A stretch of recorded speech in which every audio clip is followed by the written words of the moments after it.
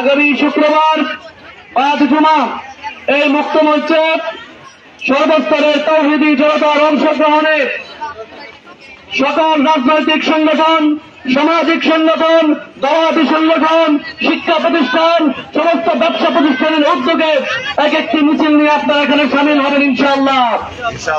এখান থেকে ওই জায়নবাদী ইসরায়েলের বিরুদ্ধে আমাদের অবস্থান আমরা পরিষ্কার করব।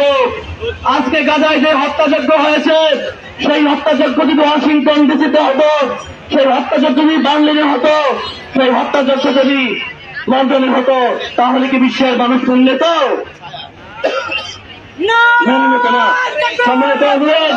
মুসলমানদের রক্তের কি কোনো দাম নেই? সুতরাং আমরা বলতে চাই, আগামী শুক্রবার দিন আপনারা সকলে চলে আসবেন।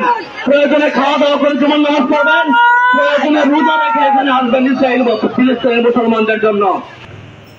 ওই জায়নবাদী ইসরায়েল বাংলাদেশ সহ গোটা বিশ্বে কোমল পানীয় বিক্রি করে কোটি কোটি ডলার কামিয়ে সেই টাকায় অস্ত্র কিনে আমার ভাইদেরকে হত্যা করে যেই কোকাকোলা খান আপনারা, সেই কোকাকোলা না, এটা আমার মুসলমান ভাইদের রক্ত। কোকাকোলা পেপসিকোর কোন পণ্য কাউয়ের বাজারে চলবে না, চলবে না, চলবে না। যারা কোকাকোলা পেপসিকোর ব্যবসা করেন, আমরা ঘোষণা করবো আগামী শুক্রবারের মধ্যে সমস্ত পণ্য রিটার্ন করবেন এবং নতুন করে কোনো অর্ডার করবেন না। যদি কেউ ডিলার থাকেন আপনাদের ডিলারশিপ ব্যবসা করা বন্ধ করে দেন। আরং কোম্পানি বন্ধ করতে হবে, নেসলে কোম্পানি বন্ধ করতে হবে। এইসব কোম্পানি কোনো পণ্য আমরা কাগজ বাজারে চলতে দেবো না। মানুষ না খেয়ে থাকলেও নয়।